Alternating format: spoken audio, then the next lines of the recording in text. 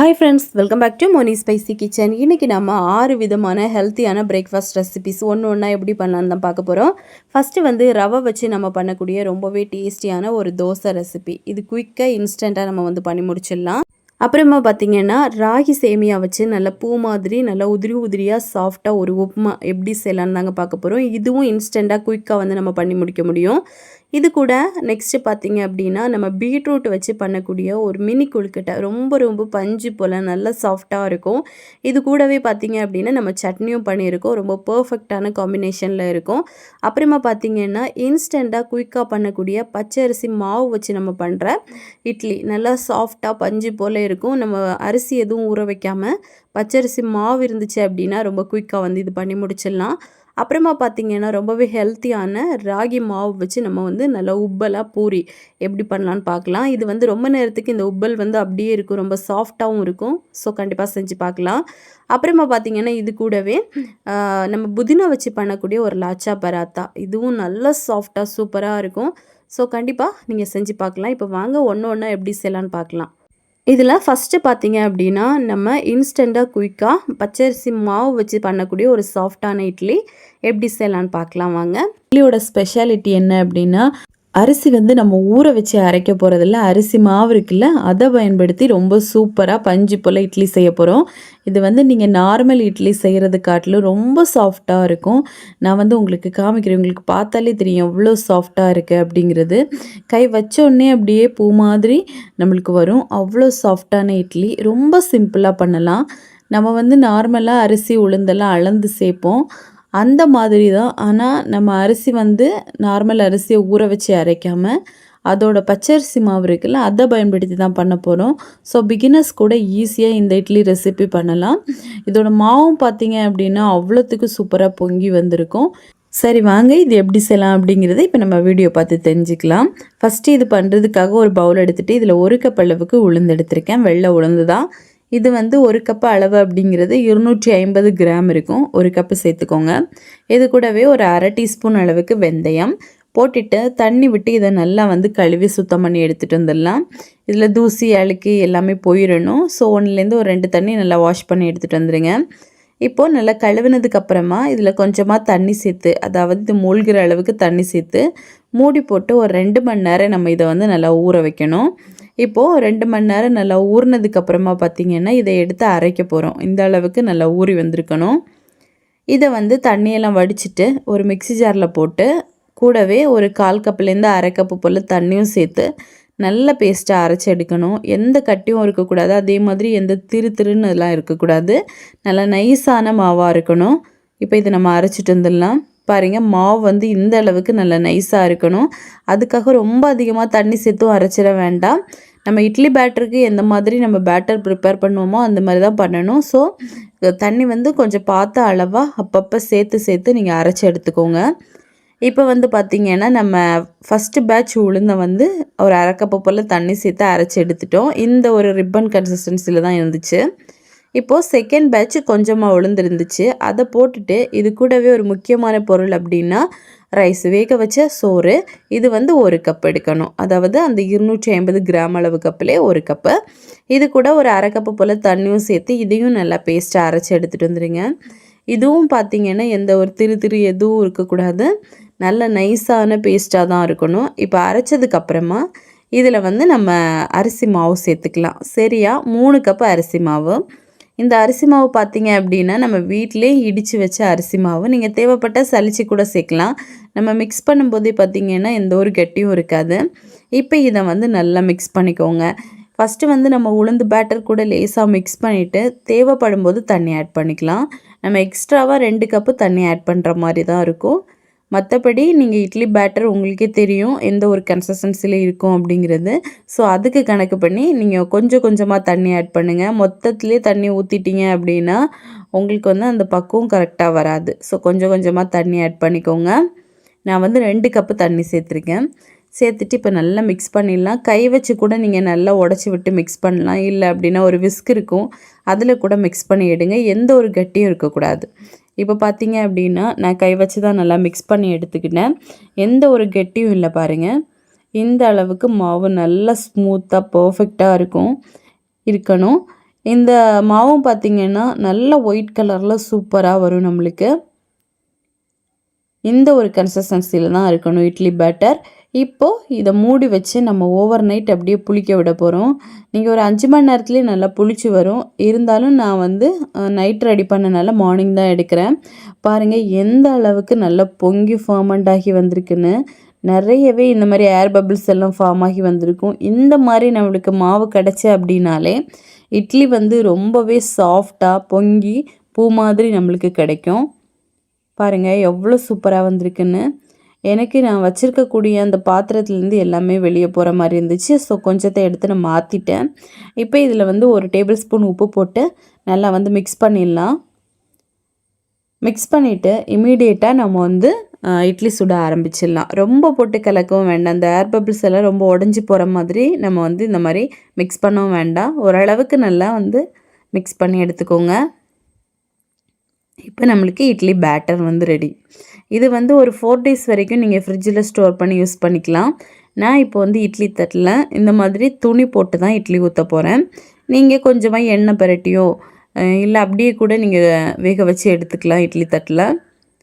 இந்த மாதிரி நம்ம காட்டன் துணி போட்டு வேக வச்சோம் அப்படின்னா ரொம்பவே ஸ்மூத்தாக ரொம்பவே சாஃப்டாக நம்மளுக்கு இட்லி வெந்து வரும். அது மட்டும் இல்லாமல் பார்க்கவும் நல்லா சூப்பராக இருக்கும் இந்த இட்லி. இப்போது தண்ணி வந்து கொதிச்சதுக்கப்புறமா நம்ம இட்லி தான் ஊற்றணும். தண்ணி கொதிக்கிறது முன்னாடி இட்லியெல்லாம் ஊற்ற வேண்டாம். இப்போ 2வது பேட்சும் நம்ம இட்லி ஊற்றிடலாம். இட்லி ஊற்றிட்டு இதை வந்து கிட்டத்தட்ட மீடியம் ஃப்ளேமில் வச்சு ஒரு 5லேருந்து 10 நிமிஷம் வேக வைங்க. ஒரு 5 நிமிஷமே போதுமானது. செக் பண்ணி பாருங்கள். கொஞ்சம் வேகலை அப்படின்னா மறுபடியும் ஒரு 5 நிமிஷம் வேக வச்சிடலாம். இப்போ நம்ம இட்லியெல்லாம் ஊற்றியாச்சு. ஊற்றிட்டு மூடி போட்டு வேக வச்சிடலாம். இது ரொம்ப சீக்கிரமாக வெந்துடும். ஏன் அப்படின்னா நம்ம தண்ணி கொதிச்சதுக்கப்புறமா தான் இட்லி ஊற்றி வச்சுருக்கோம். இப்போ பாருங்கள் ஒரு 7 நிமிஷம் ஆயிருக்கு. நான் ஓப்பன் பண்ணிட்டேன்.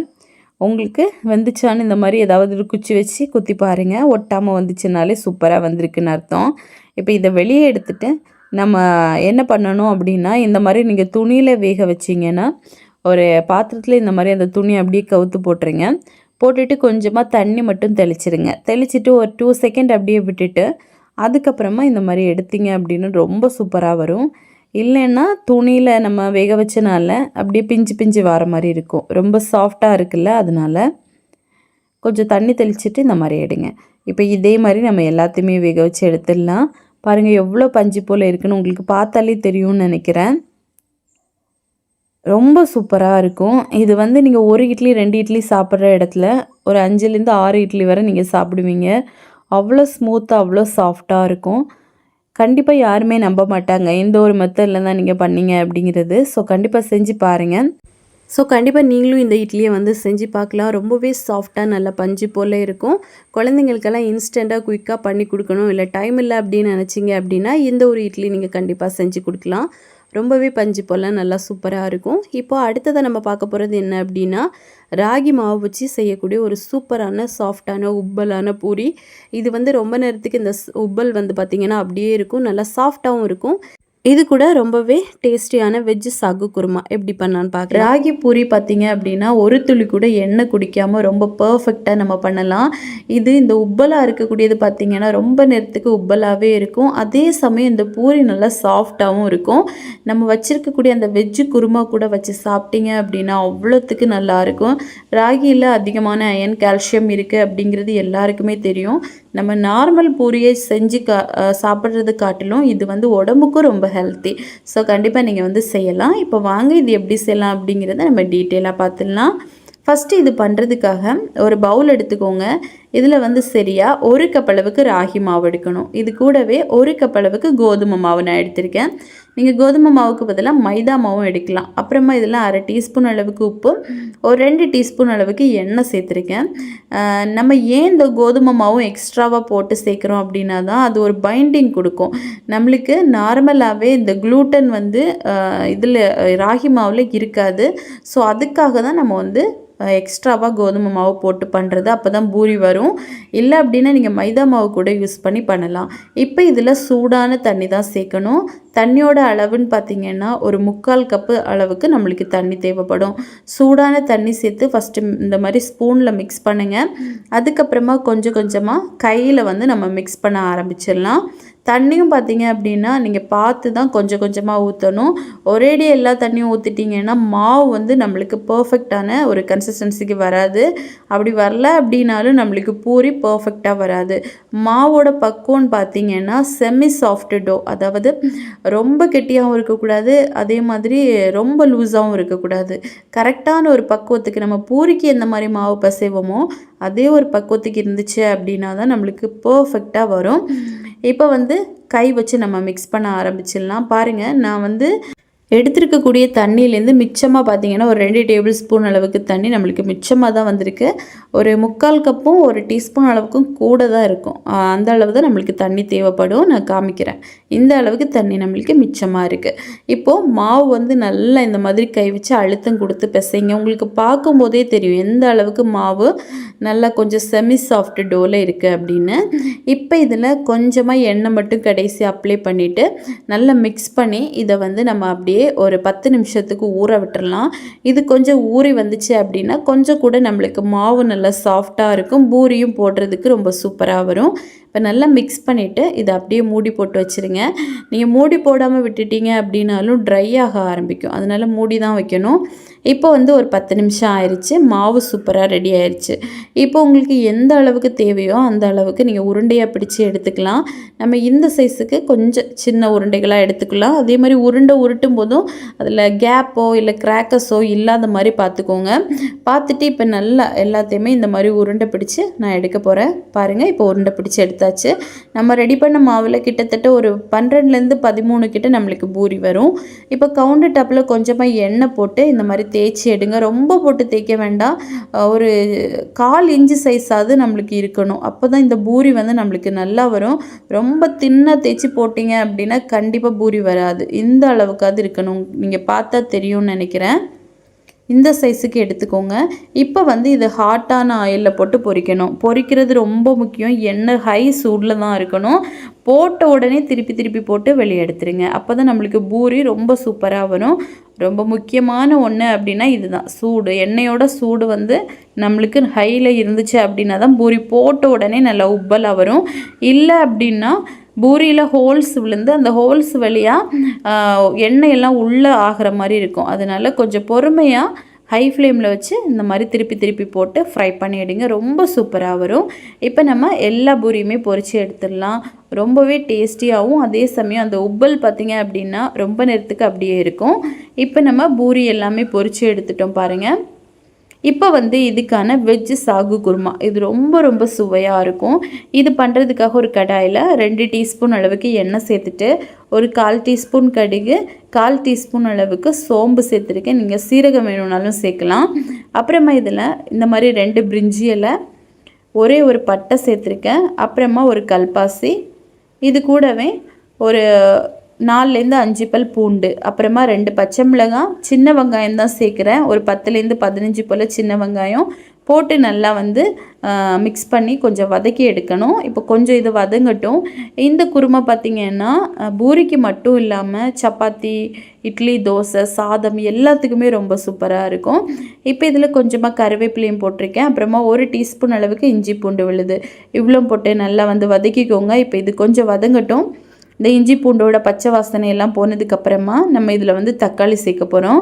நான் ஒரு சின்ன சைஸ் தக்காளி சின்னதாக கட் பண்ணி எடுத்திருக்கேன். இது போட்டுக்கலாம். அப்புறமா ஒரு 10 போல் பீன்ஸு, ஒரு 2 மீடியம் சைஸில் இருக்கக்கூடிய கேரட், இதை வந்து கட் பண்ணி வச்சுருக்கேன். இதை போட்டுக்கலாம்.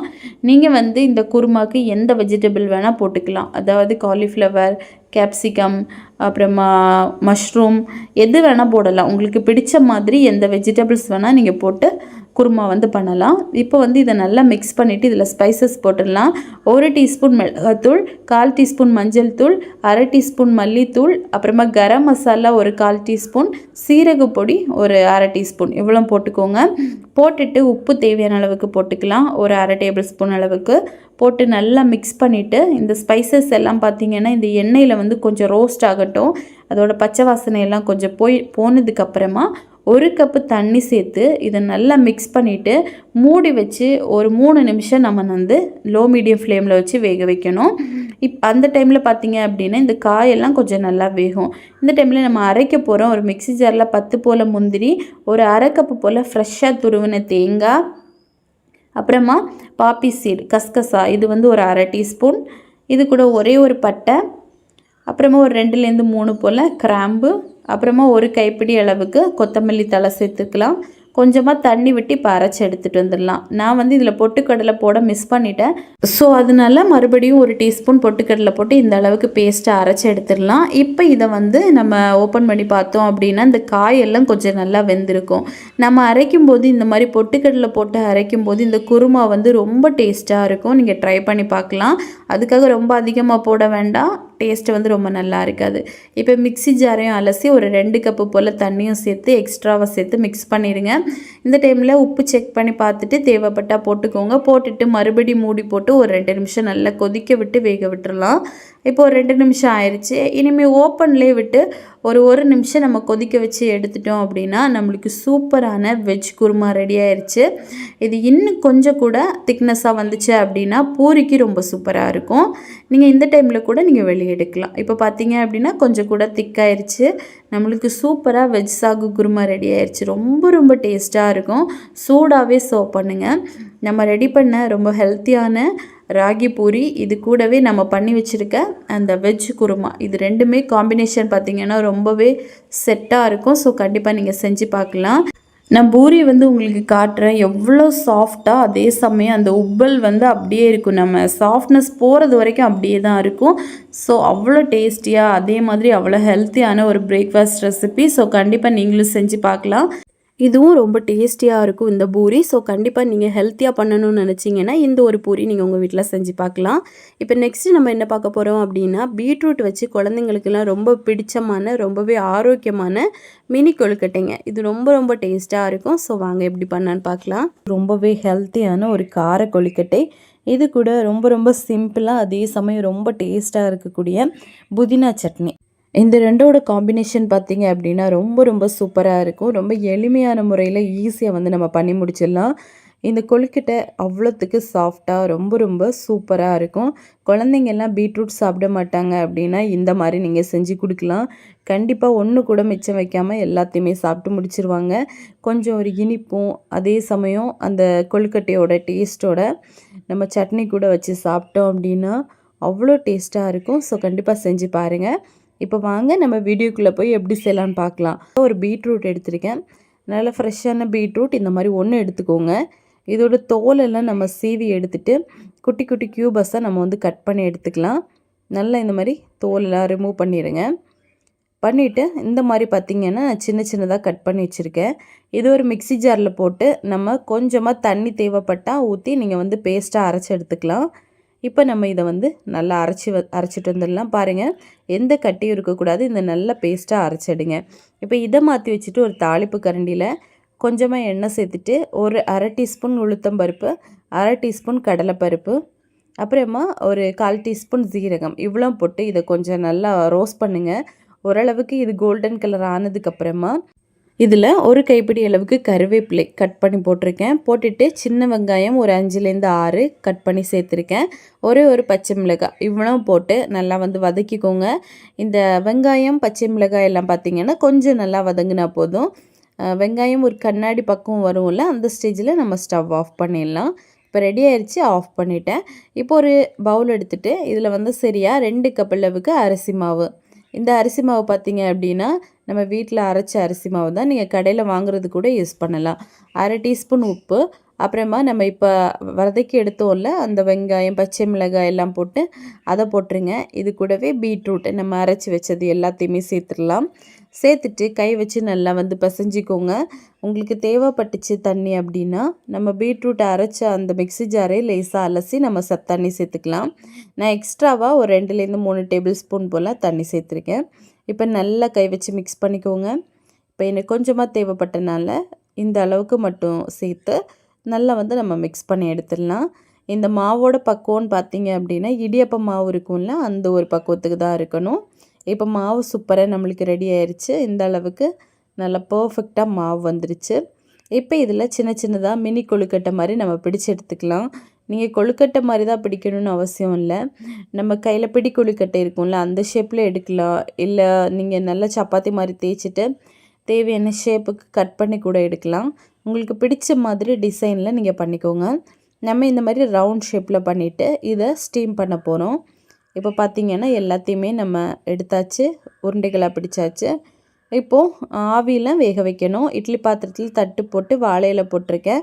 போட்டுட்டு உருண்டைகள் எல்லாத்தையும் உள்ளே வச்சு 5 நிமிஷம் மூடி போட்டு லோ ஃப்ளேமில் வேக வைக்கலாம். இது வெந்துட்டு இருக்கும்போது ஒரு கடாயில் 1 டீஸ்பூன் எண்ணெய் சேர்த்துட்டு 1/2 டீஸ்பூன் கடலைப்பருப்பு, 1/2 டீஸ்பூன் உளுத்தம்பருப்பு, 2 பச்சை மிளகாய் போட்டு வதக்கிக்கோங்க. இது நம்ம புதினா சட்னிக்கு இப்போ ரெடி பண்ணிகிட்ருக்கோம். 2 பச்சை மிளகாய் போட்டு நல்லா வதக்கிட்டு ஒரு துண்டு இஞ்சி, ஒரு சின்ன துண்டளவுக்கு புளி சேர்க்கணும். ஒரு கைப்பிடி அளவுக்கு புதினா இலை சேர்த்துக்கோங்க. சேர்த்துட்டு இப்போ நல்லா வதக்கிக்கோங்க. அதுக்காக இந்த புதினா இலை நல்லா வதங்கணும்னு அவசியம் இல்லை. இது கொஞ்சம் இந்த இலைகள் எல்லாம் தளர்வானாலே போதும். ரொம்ப போட்டு வதக்கணும் அப்படின்னா அந்த ஒரு க்ரீனிஷ் கலர் நம்மளுக்கு கிடைக்காது. ஸோ கொஞ்சம் நல்லா வதங்குறது வரை இந்த மாதிரி மிக்ஸ் பண்ணிக்கோங்க. இப்போ பார்த்திங்கன்னா இந்த அளவுக்கு நல்லா வதங்கினதுக்கப்புறம் நம்ம ஸ்டவ் ஆஃப் பண்ணிவிட்டு இதை நல்லா ஆற வச்சிடலாம். கம்ப்ளீட்டாக ஆறினதுக்கப்புறமா நம்ம இதை மிக்ஸி ஜாரில் போட்டு அரைச்சி எடுத்துக்கலாம். இப்போ ஒரு மிக்ஸி ஜாரில் அரைக்கப்பளவுக்கு துருவின ஃப்ரெஷ்ஷான தேங்காய் தான் எடுத்திருக்கேன். இது கூடவே இப்போ ஆற வச்ச அந்த புதினா, அப்புறமா கடலைப்பருப்பு, உளுத்தம்பருப்பு இதெல்லாம் போட்டுக்கோங்க. போட்டுட்டு 1/2 டேபிள் ஸ்பூன் அளவுக்கு உப்பு தேவையான அளவுக்கு, அப்புறமா தண்ணி சேர்த்து நல்ல பேஸ்ட்டாக அரைச்சி எடுத்துகிட்டு வந்துடலாம். இது நல்ல ஒரு க்ரீனிஷ் கலரில், அதே சமயம் டேஸ்ட் வைஸ் ரொம்ப நல்லாயிருக்கும். இப்போ சட்னியும் ரெடி. தேவைப்பட்டால் தாளிச்சிக்கோங்க. இப்போ நம்ம கொழுக்கட்டைகளை ஒரு 5 நிமிஷம் கழித்து ஓப்பன் பண்ணி பார்த்தோம் அப்படின்னா ரொம்ப சூப்பராக வந்திருக்கும். இதை அப்படியே கூட நீங்கள் குழந்தைங்களுக்கு கொடுக்கலாம், ரொம்ப விரும்பி சாப்பிடுவாங்க. நம்ம இதுக்கான ஒரு சின்ன தாளிப்பு, ஒரு கடாயில் 2 டேபிள் ஸ்பூன் தேங்காய் எண்ணெய் சேர்த்துட்டு 1/2 டீஸ்பூன் கடுகு, 1/4 டீஸ்பூன் அளவுக்கு சீரகம், அப்புறமா ஒரு 1/2 டீஸ்பூன் அளவுக்கு எள். நான் வெள்ளை எள் சேர்த்துருக்கேன். நீங்கள் தேவைப்பட்டால் கருப்பெள்ளு கூட சேர்த்துக்கலாம். சேர்த்துட்டு கொஞ்சமாக கருவேப்பிலையும் போட்டு நல்லா வதக்கிட்டு நம்ம ஸ்டவ் ஆஃப் பண்ணிடலாம். இதுவும் சேர்த்து நம்ம சாப்பிடும்போது நல்ல ஒரு ரிச்சான டேஸ்ட்டு கொடுக்கும். இப்போ இதை இந்த கொழுக்கட்டையில் நம்ம சேர்த்து நல்லா மிக்ஸ் பண்ணி எடுத்துடலாம். எல்லா பக்கமும் நல்லா கோட்டாகி வாரது மாதிரி இந்த மாதிரி நல்லா மிக்ஸ் பண்ணிக்கோங்க. இப்போ பார்த்தீங்க அப்படின்னா அவ்வளோதான், நம்மளுக்கு சூப்பராக ரெடி ஆயிடுச்சு. நல்லா சூடாக இருக்கும்போதே சாப்பிட்ருங்க, ரொம்ப ரொம்ப நல்லாயிருக்கும். இது இமீடியட்டாக ரொம்ப ஹெல்த்தியாக பண்ணக்கூடிய ஒரு பிரேக்ஃபாஸ்ட் ரெசிபி. ஸோ கண்டிப்பாக யார் வேணால் செய்யலாம். ரொம்ப சிம்பிளாகவும் இருக்கும், ரொம்ப டேஸ்ட்டாகவும் இருக்கும். நான் சொன்ன மாதிரி புதினா சட்னி கூட வச்சு சாப்பிட்டு பாருங்கள், சாப்பிட்டுட்டே இருக்கலாம். ஸோ கண்டிப்பாக நீங்களும் பஞ்சு மாதிரி இதே மாதிரி சாஃப்டான அதுவும் பீட்ரூட் வச்சு செய்யக்கூடிய இந்த மாதிரி கொழுக்கட்டைங்க செஞ்சு பாருங்கள், ரொம்ப நல்லா வரும். இப்போ நெக்ஸ்ட் நம்ம பார்க்க போகிறது பார்த்திங்கன்னா புதினா வச்சு பண்ணக்கூடிய லாச்சா பராத்தா. ரொம்பவே சாஃப்டாக, ரொம்பவே மாய்ஸ்டாக, சூப்பராக இருக்கும். நம்ம நார்மல் பரோட்டா காட்டிலும் இது ரொம்ப ரொம்ப நல்லாயிருக்கும். ஸோ கண்டிப்பாக செஞ்சு பாருங்கள். பார்த்திங்க அப்படின்னா நம்ம கோதுமை மாவு வச்சு தான் ஃபுல்லாகவே ரெடி பண்ணியிருக்கோம். ஸோ உடம்புக்கு ரொம்ப நல்லது. இது ரொம்ப நேரத்துக்கு நல்லா சாஃப்டாக இருக்கும். அதே சமயம் நம்ம சாப்பிடும்போது ரொம்ப பஞ்சு போல் இருக்கும். கண்டிப்பாக நீங்கள் இதே மாதிரி செஞ்சு பார்க்கலாம். இப்போ வாங்க இது எப்படி செய்யலான்னு பார்க்கலாம். பவுலில் சரியாக 2 கப் அளவுக்கு நான் கோதுமை மாவு எடுத்திருக்கேன். கோதுமை மாவு எடுத்துக்கோங்க. இது கூடவே ஒரு 1/2 டீஸ்பூன் அளவுக்கு உப்பு. இப்போ உப்பு போட்டுக்கலாம். போட்டுட்டு இதில் நான் புதினா இலை இது ஒரு கைப்பிடி அளவு எடுத்து சின்ன சின்னதாக நறுக்கி வச்சுருக்கேன், நான் இதில் போட்டிருக்கேன். இப்போ இதில் 1 டீஸ்பூன் அளவுக்கு நெய்யும் சேர்த்து நல்லா மிக்ஸ் பண்ணி எடுத்துக்கோங்க. இந்த மாதிரி நல்லா மிக்ஸ் பண்ணி எடுக்கணும். ஓரளவுக்கு கை வச்சு நல்லா மிக்ஸ் பண்ணி எடுத்ததுக்கப்புறமா நம்ம இதில் தண்ணி சேர்த்து நார்மலாக சப்பாத்திக்கு எந்த மாதிரி மாவு பிசைவோமோ அதே மாதிரி நம்ம மாவு பிசைஞ்சு எடுத்துக்கலாம். இப்போ பார்த்திங்கன்னா ஓரளவுக்கு நல்லா நம்ம மாவு இந்த மாதிரி கை வச்சு பிசைஞ்சு எடுத்துட்டோம். இனிமேல் தண்ணி சேர்த்துக்கலாம். தண்ணியோட அளவுன்னு பார்த்திங்கன்னா 1/4 கப்பு வரைக்கும் நம்மளுக்கு தண்ணி தேவைப்படும். இதில் ஃபஸ்ட்டு ஒரு 1/2 கப்பு போல் நல்லா கொதிக்கிற தண்ணி சேர்த்துருக்கேன். அதுக்கப்புறமா நார்மல் வாட்டர் சேர்த்து நம்ம பிசைஞ்சு எடுத்துக்கலாம். இந்த மாதிரி கொஞ்சம் கொதிக்கிற தண்ணி சேர்க்கும்போது அந்த மாவு கொஞ்சம் வெந்துடும். அதுக்கப்புறமா நம்ம தண்ணி சேர்த்து இந்த மாதிரி பிசையும் போது நல்லா சாஃப்டாக இருக்கும் நம்மளுக்கு மாவு. அதனால தான் இந்த மாதிரி பண்ணியிருக்கேன். அது ஆப்ஷனல் தான். நீங்கள் இல்லை அப்படின்னா நார்மல் வாட்டர்லேயே நல்லா பிசைஞ்சு எடுத்துக்கலாம். இப்போ பார்த்தீங்க அப்படின்னா நம்ம ஓரளவுக்கு நல்லா பிசைஞ்சு எடுத்துட்டோம் மாவை. இப்போது சின்ன சின்னதாக நம்ம எந்த சைஸுக்கு உங்களுக்கு வேணுமோ அந்த சைஸுக்கு பால்ஸாக பிடிச்சு எடுத்துக்கோங்க. எடுத்துகிட்டு கவுண்டர் டாப்பில் கொஞ்சமாக மாவு தூவிட்டு நல்லா தேய்ச்சி எடுக்க போகிறோம். இந்த மாவுலேயும் கொஞ்சமாக மாவு தூவிக்கோங்க. தூவிட்டு நார்மலாக நம்ம சப்பாத்தி எந்த மாதிரி தேய்ப்போமோ அந்த மாதிரி ஃபஸ்ட்டு நல்லா வந்து தேய்ச்சிக்கோங்க. நல்லா தின்னாக தேய்ச்சி எடுக்கணும். அதாவது கெட்டியாக இருக்கக்கூடாது. நல்ல மெல்லிசான சப்பாத்தி மாதிரி நம்ம வந்து தேய்ச்சி எடுக்கணும். இப்போ எல்லாத்தையுமே இந்த மாதிரி தேய்ச்சிடலாம். இதில் வந்து நம்ம புதினா இலை போட்டிருக்கோம் அப்படிங்கிறனால உடம்புக்கு ரொம்ப நல்லது. ஸோ கண்டிப்பாக நீங்கள் குழந்தைங்களுக்கெல்லாம் செஞ்சு கொடுக்கலாம். இப்போ வந்து நல்லா தேய்ச்சிட்டு இதில் 1 டீஸ்பூன் அளவுக்கு நெய் ஆட் பண்ணுறேன். சேர்த்து நல்லா வந்து எல்லா பக்கமும் இந்த மாதிரி ஸ்ப்ரெட் பண்ணி விட்டுருங்க. இப்போது ஸ்ப்ரெட் பண்ணி விட்டுட்டு நம்ம வந்து இதை நார்மலாக இந்த மாதிரி மடிப்போம்ல 1 பை 1 இந்த மாதிரி அதுக்கப்புறமா திருப்பி வச்சு அப்படியே மடிக்கணும். அதாவது விசிறியெல்லாம் இருக்கும்ல ஒரு ஷேப், அந்த ஷேப்பில் நம்ம வந்து மடித்து எடுக்க போகிறோம்.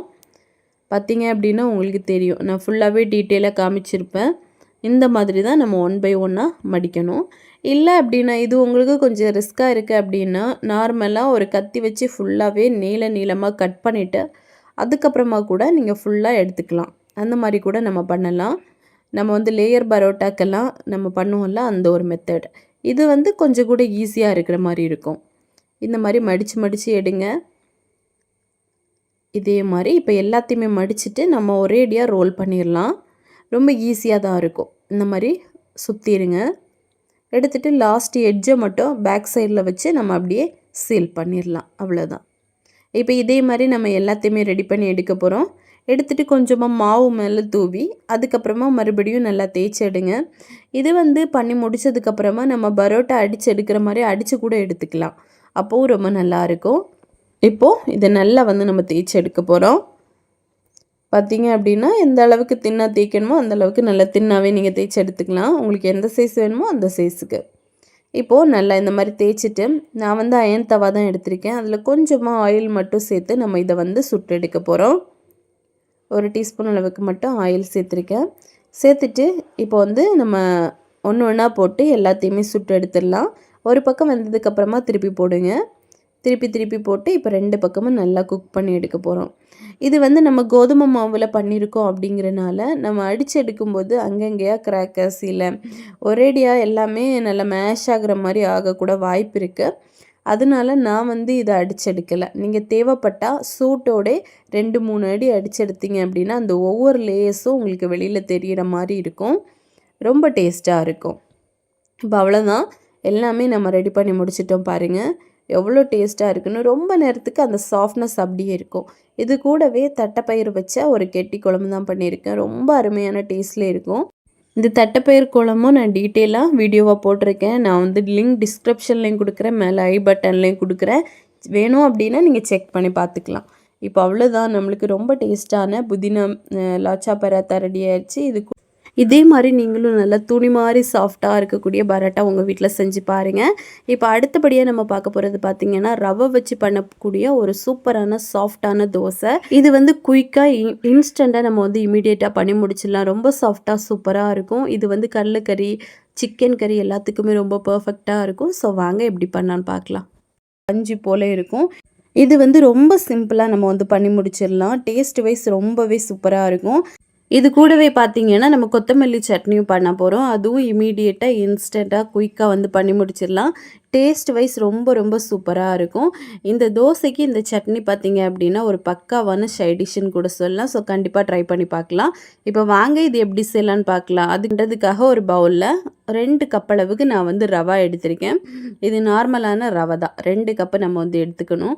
இப்போ இதில் அதே கப்பில் 2 கப் அளவு தண்ணி சேர்த்துக்கோங்க. தண்ணி சேர்த்து கிட்டத்தட்ட ஒரு 2-3 நிமிஷத்துக்கு இதை நல்லா வந்து ஊற வைக்கணும். இது ஊறி வந்துச்சு அப்படின்னா தான் நம்மளுக்கு தோசை வந்து நல்லா சாஃப்டாக வரும்.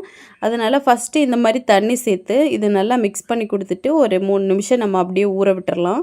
இது வந்து கொஞ்சம் ஊறி வரட்டும். இப்போ பார்த்தீங்க அப்படின்னா ஒரு 3 மினிட்ஸ் ஆயிடுச்சு. நம்மளுக்கு வந்து இந்த ரவை நம்ம வந்து வச்சது கொஞ்சம் நல்லா ஊறியே வந்திருக்கு. இப்போ இதை வந்து அப்படியே மிக்ஸி ஜாரில் சேர்க்க போகிறோம். ஒரு மிக்ஸி ஜார் எடுத்துகிட்டு இந்த ரவை நம்ம ஊற வச்ச ரவை எல்லாத்தையும் சேர்த்துக்கோங்க. சேர்த்துட்டு இது கூடவே பார்த்தீங்க அப்படின்னா நம்ம தயிர் சேர்க்குறோம். நல்ல கெட்டியான புளிச்ச தயிராக இருந்தாலும் பிரச்சனை இல்லை, நீங்கள் வந்து சேர்த்துக்கலாம். தயிரோட அளவுன்னு பார்த்தீங்க அப்படின்னா 1/2 கப்பு தயிர் நம்ம சேர்க்கணும். 2 கப்பு ரவா எடுத்ததுக்கு 1/2 கப்பு தயிர் வந்து பர்ஃபெக்டாக இருக்கும். இப்போ 1/2 கப்பு தயிர் சேர்த்துக்கோங்க. சேர்த்துட்டு இதில் எக்ஸ்ட்ராவாக தண்ணி எதுவும் சேர்க்க வேண்டாம். இப்போ இதை நல்லா அரைச்சி எடுத்துகிட்டு வந்துடலாம். இப்போ பாருங்கள் நல்ல மாவாக நம்ம அரைச்சி எடுத்துட்டோம். இப்போ இதை வந்து ஒரு பவுலில் சேர்த்துடலாம். நான் மிச்சமாக இருக்கக்கூடிய இந்த ரவையும் அரைச்சி எடுத்துட்டேன். இப்போ அதையும் சேர்த்துடலாம். சேர்த்துட்டு இது கூடவே ஒரு டேபிள் ஸ்பூன் அளவுக்கு உப்பு, ஒரு அரை டீஸ்பூன் அளவுக்கு பேக்கிங் சோடா சேர்க்கணும். உங்ககிட்ட பேக்கிங் சோடா இல்லைன்னா ஈனோ சேர்க்கலாம், பேக்கிங் பவுடர் கூட சேர்க்கலாம். இப்போ அவ்வளோதான். போட்டுட்டு நல்லா வந்து மிக்ஸ் பண்ணிக்கோங்க. நல்லா மிக்ஸ் பண்ணணும். அப்போ தான் இந்த பேக்கிங் சோடா எல்லாம் பார்த்தீங்கன்னா கட்டிப்படாமல் நல்லா மிக்ஸ் ஆகும். இப்போ மிக்ஸ் ஆகிட்டு நம்ம இமீடியட்டாக தோசை சுட ஆரம்பிச்சிடலாம். இப்போது ஒரு கரண்டி மாவு எடுத்து லேசாக மட்டும் இந்த மாதிரி தேய்ச்சி விட்டுருங்க. அவ்வளோதான்.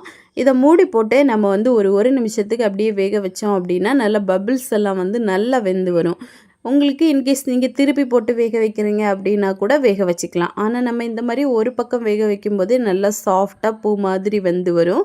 இப்போ இதே மாதிரி நம்ம எல்லா தோசையுமே சுட்டு எடுக்க போகிறோம். ரொம்ப ஈஸி தான். நம்ம எண்ணெயெல்லாம் தேய்ச்சிட்டு தான் நம்ம தோசை சுடணும்னு அவசியம் இல்லை. நான் வந்து அயன் தவாவில் தான் சுட்டு எடுக்க போகிறேன். இதில் வந்து இந்த மாதிரி மாவு ஒரு கரண்டி விட்டு மூடி வச்சுருங்க. அப்படியே மூடி வச்சுட்டு கிட்டத்தட்ட ஒரு நிமிஷத்துலேயே இது நல்ல பபிள்ஸ் எல்லாம் வந்து நல்லா வெந்து வந்துடும். அதுக்கப்புறமா நம்ம வந்து இதை எடுத்துடலாம். ரொம்ப சாஃப்டாக சூப்பராக இருக்கும். எடுக்கும்போது லேசாக ஹார்டாக இருக்கிற மாதிரி இருக்கும். நீங்கள் வெளியே எடுத்து வச்சிட்டிங்க அப்படின்னா நல்லா சாஃப்டாக இருக்கும். இப்போது இது கூடவே நம்ம கொத்தமல்லி சட்னி எப்படி பண்ணான்னு பார்க்கலாம். ஒரு மிக்ஸி ஜாரில் அரை கப் அளவுக்கு தேங்காய், இது கூடவே கொத்தமல்லி தழை ஒரு கைப்பிடி சேர்த்துருக்கேன். அப்புறமா ஒரு பச்சை மிளகாய் சேர்த்துக்கோங்க. இது கூடவே ஒரு டேபிள் ஸ்பூன் அளவுக்கு பொட்டுக்கடலை, ஒரு அரை டீஸ்பூன் அளவுக்கு உப்பு, ஒரு 1/4 டீஸ்பூன் அளவுக்கு சீரகம் போட்டு கொஞ்சமாக தண்ணியும் விட்டு இதை நல்லா பேஸ்ட்டாக நம்ம வந்து அரைச்சி எடுத்துகிட்டு வந்துடலாம். பாருங்கள் நல்லா பேஸ்ட்டாக அரைச்சி எடுத்துட்டோம். தேவைப்பட்டால் நீங்கள் தாளிப்பு கூட தாளித்து விட்டுக்கலாம். நான் வந்து அப்படியே தான் எடுத்திருக்கேன். இப்போது நம்மளுக்கு தோசையும் ரெடி ஆயிடுச்சு, அது கூடவே கொத்தமல்லி சட்னியும் ரெடி ஆயிடுச்சு.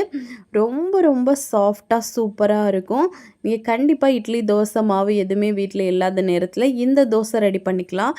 ரொம்ப சிம்பிளாக அதே சமயம் ரொம்ப டேஸ்டியாக நீங்களும் உங்கள் வீட்டில் பண்ணலாம். ஸோ கண்டிப்பாக ட்ரை பண்ணிவிட்டு எப்படி வந்துச்சுன்னு கமெண்ட் பண்ணுங்கள். ஸோ இதே மாதிரி இட்லி தோசை மாவு எதுவும் உங்கள் வீட்டில் இல்லை அப்படின்னா ரொம்பவே குயிக்காக ஈஸியாக இந்த ரவை தோசை பண்ணி முடிச்சிடலாம். இப்போ நெக்ஸ்ட்டு நம்ம பார்க்க போகிறது பார்த்திங்கன்னா ராகி சேமியா வச்சு ஒரு சூப்பரான உதிரியாக இருக்கக்கூடிய உப்புமா எப்படி ரொம்பவே இன்ஸ்டண்ட்டாக பண்ணலாம் அப்படிங்கிறது தான் பார்க்க போகிறோம். ரொம்ப ரொம்ப டேஸ்ட்டாக இருக்கும். ராகியில் எவ்வளோ நன்மைகள் இருக்குது. அயன், கால்சியம், அதுக்கப்புறமா ஃபைபர், இந்த மாதிரி அதிகமான சத்துக்கள் இருக்குது. முக்கியமாக வெயிட் லாஸ் பண்ணுறவங்களுக்கு ஒரு இம்மீடியட்டாக செய்யக்கூடிய ஒரு சூப்பரான ஹெல்த்தியான ரெசிபின்னு கூட சொல்லலாம்.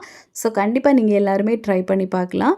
இது வந்து நம்ம ஒரு 10 நிமிஷத்தில் உடனடியாக செய்யக்கூடிய ரெசிபி. உதிரியாக ரொம்பவே சாஃப்டாக பூ மாதிரி இருக்கும். இப்போ வாங்க எப்படி செய்யலான்னு பார்க்கலாம். ஃபஸ்ட்டு இது பண்ணுறதுக்காக ஒரு பவுலில் நான் வந்து ராகி சேமியா தான் எடுத்திருக்கேன். இந்த மாதிரி பேக்கெட் வந்து கடைகளில் விற்பாங்க, நீங்கள் வாங்கிக்கலாம். இப்போ இதை வந்து நம்ம ஒரு பவுலில் கொட்டிடலாம். நான் வந்து ஒரு முழு கவரையும் எடுத்துக்கல, 3/4 பாகம் நான் வந்து ராகி சேமியா எடுத்திருக்கேன். இப்போ இதை வந்து இந்த பவுலில் கொட்டிட்டு நம்ம வந்து தண்ணி விடணும். இதில் வந்து இது மூழ்கிற அளவுக்கு தண்ணி சேர்த்துக்கோங்க. ராகி சேமியா பார்த்திங்கன்னா இந்த மாதிரி தான் இருக்கும். நார்மல் சேமியாவை விட கொஞ்சம் வந்து இலக்கமாக தான் இருக்கும். அதனால் இது பண்ணும்போது ரொம்ப கவனம் நம்மளுக்கு தேவை. இல்லை அப்படின்னா கொலன்னு ஆயிரும். இப்போ தண்ணி வந்து கொஞ்சம் இது மூழ்கிற அளவு விட்டுட்டு ஒரு அரை டீஸ்பூன் அளவுக்கு உப்பு சேர்த்துக்கோங்க. உப்பு சேர்த்து சரியாக 3 நிமிஷம் மட்டும்தான் நம்ம இதை வந்து ஊற வைக்கணும். அதுக்கு மேலே ஊற விட்டுட்டீங்க அப்படின்னா நான் சொன்ன மாதிரி நல்ல ஜாம் ஆயிரும், கொலன்னு ஆயிரும். அதுக்கப்புறமா அது நல்லா வராது.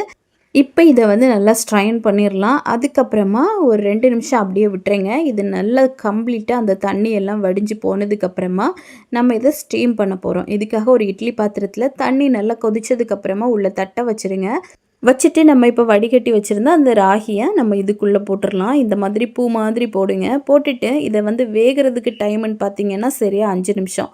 அதுக்கு மேலே நம்ம வந்து வேக வைக்கக்கூடாது. இப்போ உள்ளே போட்டுட்டு மூடி போட்டு சரியாக 5 நிமிஷத்துக்கு மட்டும் வேக வைங்க. வெந்ததுக்கப்புறமா நம்ம வெளியே எடுத்து இதை ஆற வச்சிடலாம். இப்போ இது நல்லா வேகட்டும். ஒரு 5 மினிட்ஸ் கழித்து இப்போ நம்ம ஓப்பன் பண்ணலாம். பாருங்கள் எவ்வளோ சாஃப்டாக வந்திருக்குன்னு. வெந்ததும் எடுத்து வெளியே அப்படியே வச்சிட வேண்டாம். நம்ம உடனேவே இதை வந்து கிளற ஆரம்பிக்கணும். அதாவது உப்புமா ரெடி பண்ண ஆரம்பிக்கணும். இல்லைன்னா இது அப்படியே அந்த தட்டிலே இருந்துட்டு நல்லா ஒட்டிகிட்டு இருக்கும், பூ மாதிரி வராது. இப்போ நம்ம ஒரு கடாய் எடுத்து அடுப்பில் வச்சுட்டு சரியாக 3 டேபிள் ஸ்பூன் அளவுக்கு எண்ணெய் சேர்த்துருக்கேன். நீங்கள் நெய் கூட போட்டுக்கலாம். இப்போ இதில் 1 டீஸ்பூன் கடுகு, 1 டீஸ்பூன் அளவுக்கு கடலைப்பருப்பு, 1 டீஸ்பூன் அளவுக்கு உளுத்தம் பருப்பு சேர்த்துட்டு இது கூட கொஞ்சமாக ஃப்ரெஷ்ஷான கருவேப்பிலை, அப்புறமா ஒரு பச்சை மிளகாய், நீங்கள் காரத்துக்கு தகுந்த மாதிரி 1, 2 போட்டுக்கலாம். அப்புறமா ஒரே ஒரு வெங்காயம் இதை குட்டியாக கட் பண்ணி சேர்த்துட்டு நல்லா வதக்கிக்கோங்க. இப்போது இது வந்து ஓரளவுக்கு நல்லா வதங்கினதுக்கப்புறமா நம்ம வெஜிடபிள்ஸ் போட்டுக்கலாம். நான் வந்து 3லேருந்து 4 பீன்ஸை குட்டி குட்டியாக சாப் பண்ணி போட்டிருக்கேன். ஒரே ஒரு மீடியம் சைஸ் கேரட் அதையும் குட்டியாக கட் பண்ணி வச்சுருக்கேன், போட்டுக்கலாம். அப்புறமா கொஞ்சமாக இந்த பட்டாணி, இது வந்து ஆப்ஷனல் தான். நீங்கள் எந்தெந்த வெஜிடபிள்ஸ் உங்களுக்கு வேணுமோ நீங்கள் சேர்த்துக்கலாம். கேப்சிகம் போடலாம், காலிஃப்ளவர் போடலாம், அப்புறமா முட்டைக்கோஸ் கூட நீங்கள் துருவி போட்டுக்கலாம். இப்போ இவ்வளோ போட்டுட்டு நல்லா மிக்ஸ் பண்ணிக்கோங்க. இப்போ இதில் ஒரு 1/4 டீஸ்பூன் அளவுக்கு நம்ம உப்பு போட்டுக்கலாம். இப்போது உப்பு போட்டுட்டு கொஞ்சம் வேகட்டும். நம்ம உப்பு போட்டு வேக வைக்கும்போது இந்த வெஜிடபிள்ஸ் வந்து கொஞ்சம் சீக்கிரமாக வெந்து வரும், அதுக்காக தான். இப்போ இது கொஞ்சம் வந்து நல்லா வேகட்டும். மூடி போட்டு வேக விட்டுருங்க. கிட்டத்தட்ட ஒரு 1லேருந்து ஒரு 2 நிமிஷத்துலேயே கொஞ்சம் நல்லா குக் ஆயிரும். இப்போது நம்ம மூடி ஓப்பன் பண்ணி பார்க்கலாம். பாருங்கள், ஓரளவுக்கு நல்லா வெந்துருச்சு. பட்டாணியை வந்து நீங்கள் ஆல்ரெடி குக்கரில் போட்டு வேக வச்சு சேர்த்தாலும் ஓகே தான். இல்லை அப்படின்னா பச்சை பட்டாணியாக சேருங்க. இப்போ நம்மளுக்கு வெஜிடபிள்ஸ் ஒரு 3/4 பாகம் நல்லா வெந்ததுக்கப்புறமா நம்ம ராகியை உள்ளே போட்டுடலாம். பாருங்கள் எவ்வளோ சாஃப்டாக பூ மாதிரி இருக்குன்னு. உள்ளே எல்லாத்தையுமே இப்போ நம்ம போட்டுக்கலாம். போடும்போது உங்களுக்கு ஒரு வேளை ஒட்டிகிட்ருக்கு அப்படின்னா அது லேசாக கை வச்சு எடுத்து விடுங்க, உங்களுக்கு சூப்பராக வரும். இப்போ இதை வந்து இந்த ராகி சேமியா கூட நல்லா வந்து கம்பைன் ஆகிறபடி நம்ம மிக்ஸ் பண்ணி விடணும். மிக்ஸ் பண்ணும்போது பார்த்திங்கன்னா அது அப்படியே செட் ஆயிரும். நம்மளுக்கு சேமியா வந்து எல்லா வெஜிடபிள்ஸ் கூட எண்ணெய் கூட அப்படியே செட் ஆயிரும். நல்லா வந்து மிக்ஸ் பண்ணி விடுங்க. லோ ஃப்ளேமில் நம்ம வச்சா போதும். இனிமேல் வேகணும்னு அவசியம் இல்லை. ஆல்ரெடி நம்மளுக்கு ராகியும் நல்லா வெந்துருச்சு, அதே சமயம் வெஜிடபிள்ஸும் நல்லா வெந்துருச்சு. ஃபைனலாக கொஞ்சமாக இன்னும் கொஞ்சம் டேஸ்ட்டை என்கேஜ் பண்ணி கொடுக்கறதுக்காக ஒரு டீஸ்பூன் அளவுக்கு துருவின தேங்காய், அப்புறமா கொஞ்சமாக கொத்தமல்லி தலையும் போட்டு நல்லா வந்து மிக்ஸ் பண்ணிடலாம். இப்போ நல்ல வாசனையாக அதே சமயம் நல்ல டேஸ்ட்டாக இருக்கும். இப்போது நல்லா மிக்ஸ் பண்ணி கொடுங்க. மிக்ஸ் பண்ணி கொடுத்துட்டு நல்லா சுட சுட இதை வந்து நம்ம சர்வ் பண்ணணும். அவ்வளோத்துக்கு டேஸ்ட்டாக இருக்கும். ஸோ கண்டிப்பாக நீங்கள் வந்து மிஸ் பண்ணாமல் இதை ஒரு முறையாவது ட்ரை பண்ணி பாருங்கள். பாருங்கள் எவ்வளோ சூப்பராக பூ மாதிரி இருக்குன்னு. இதுக்கு சைடிஷ்ஷாக எதுவுமே தேவையில்லை. இதை அப்படியே நம்ம வச்சு சாப்பிடலாம். நீங்கள் ஈவினிங் டீ போடுறீங்க அப்படின்னா அது கூட வச்சு சாப்பிட ரொம்ப அருமையாக இருக்கும். இல்லை பிரேக்ஃபாஸ்ட்டுக்கு கூட நீங்கள் எடுத்துக்கலாம். ஸோ கண்டிப்பாக நீங்களும் இதே மாதிரி உங்கள் வீட்டில் செஞ்சு பாருங்கள். செஞ்சு பார்த்துட்டு எப்படி வந்துச்சுன்னு மறக்காமல் கமெண்ட் பண்ணுங்கள். இதே மாதிரி இன்னும் நிறைய ஹெல்த்தியான ரெசிபிஸ் வேணும்னு நினச்சிங்கன்னா மோனி ஸ்பைசி கிச்சன் சேனலை சப்ஸ்கிரைப் பண்ணி வச்சுக்கோங்க. லைக் பண்ணுங்கள், ஷேர் பண்ணுங்கள். நெக்ஸ்ட் இன்னொரு வீடியோவில் உங்களை சந்திக்கும் வரை டேக் கேர், பாய்.